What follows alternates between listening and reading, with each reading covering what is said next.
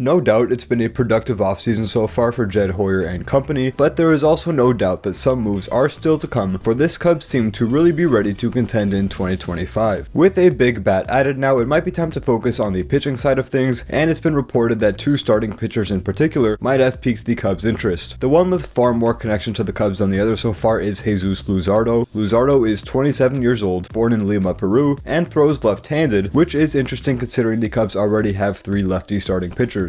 Luzardo came up with the A's and then got traded to the Marlins, and while he's put up a 4.15 career ERA in Miami, he has shown significant potential. In 2022, with his slider as his primary pitch, Luzardo managed a 3.32 ERA and a 3.12 fielding independent pitching. This was only in 18 starts, a forearm strain messed up his season, but still he struck out 10.8 hitters per 9 and ranked near the top of the league in whiff rate and strikeout rate. His usage of each of his pitches was pretty even that season, all of them did their jobs, and while he gave up somewhat hard contact with an 89 mph average exit velo and also walked over 3 hitters per 9, Luzardo at that time could definitely be considered a near top of the rotation lefty. In 2023, he used his fastball way more. It averaged almost 97 mph, and Luzardo turned in his first full season. Jesus had a rock solid 3.58 ERA in 32 starts, along with a 3.55 FIP and 208 strikeouts in 178.2 innings pitched, with a slightly improved 2.8 walks per 9. That type of pitcher is what teams hope Luzardo will be going forward, but it's not who he was in 2024. Luzardo's first 5 starts of the year were pretty disastrous. He left April with a 6.58 ERA, and from then on he did get it together but still wasn't great, with a 3.98 ERA and only 6.9 Ks per 9 through his next 7 starts. After a lower back injury in June, he never made another start, and so his 2024 season ended with a 5.00 ERA, and stats that had across the board declined from the previous year. Something worth noting is that Luzardo's arm angle was 4 degrees higher in 2024 than it was in 2023. His average fastball velo was also down over 1.5 miles an hour, and with that velocity went the fastball's effectiveness. In 2023, hitters hit 232 against the 4-seamer. In 2024, that average was up to 280. It's possible that his soon-to-be injured back was already bothering him early in the season, and that's why things were going wrong, but we don't know that for sure, and it's hard not to be concerned by his 2024 struggles. However, they don't change the fact that Luzardo does have it in him to be one of the better starters in MLB, and that makes him a solid option for the Cubs' open rotation spot. Luzardo has 2 years of team control on his current contract, and the price could include one of the Cubs' top 100 prospects. You would ideally want someone with more certainty to have a good couple of seasons rather than an injury-prone starter.